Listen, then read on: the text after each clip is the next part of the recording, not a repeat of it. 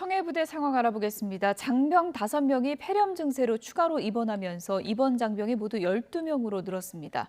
장병들에 대한 간이 검사에서는 50명 중에 49명이 양성 판정을 받았는데요. 국방부가 내일 오후 승조원 전원을 태워올 수송기를 현지로 급파합니다. 취재기자 연결돼 있습니다. 이승윤 기자. 네, 통일외교 안보부입니다. 네, 장병 5명이 추가로 입원했다고요? 네, 그렇습니다. 합동참모본부는 청해부대 문무대왕함에 승선해 있던 장병 가운데 5명이 추가로 아프리카 인근 해역 국가의 현지 병원에 입원했다고 밝혔습니다. 군 당국은 이 장병들이 폐렴 증세를 보여 입원하게 됐다고 전했습니다. 이에 따라 문무대왕함 장병 가운데 입원한 장병은 모두 12명입니다.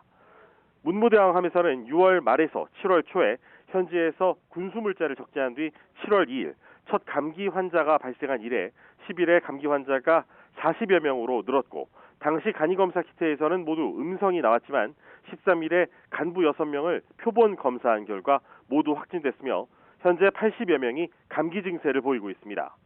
14일엔 간부 1명이 폐렴 증세로 현지 병원에 입원했는데 오늘 확진 판정을 받았고 또 다른 간부도 확진 판정을 받아 역시 병원에 입원한 상태입니다. 어제까지 장병 5명이 고열과 근육통 증세로 입원했고 오늘 추가로 5명이 현지 병원에 입원했습니다.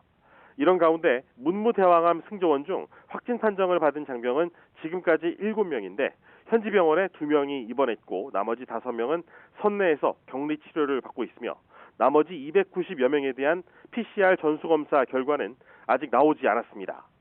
원래 오늘 오전 6시쯤 결과가 나올 것으로 전망됐지만 아프리카 현지의 이 분석 작업에 생각보다 시간이 더 걸려 오늘 중에 PCR 결과를 확인하기는 어려울 것이라는 예상이 나오고 있습니다.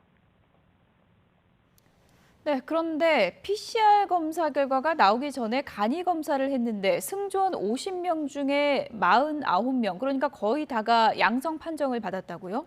네, 그렇습니다. 청해부대 34진 부대장은 오늘 새벽 부대원 가족들에게 현지 시각으로 어제 오후 3시 50명에 대한 항원 검사 결과가 나왔는데 1명을 빼고 모두 양성이 나왔다며 대량 확진이 불가피해 보이는 상황이라는 공지를 전달했습니다.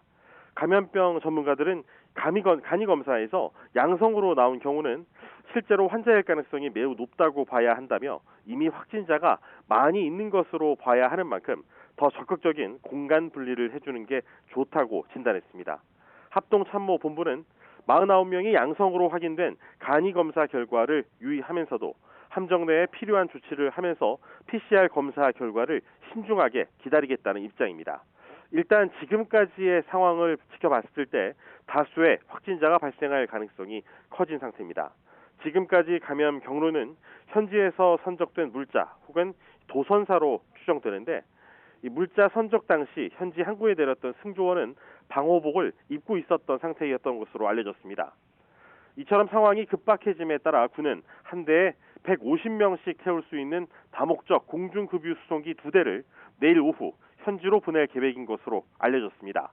문무대왕함 장병들은 확진 유무와 상관없이 모두 급유 수송기로 철수시킨다는 계획이어서 임무를 교대하는 인력과 의료 인력을 함께 보낼 예정입니다.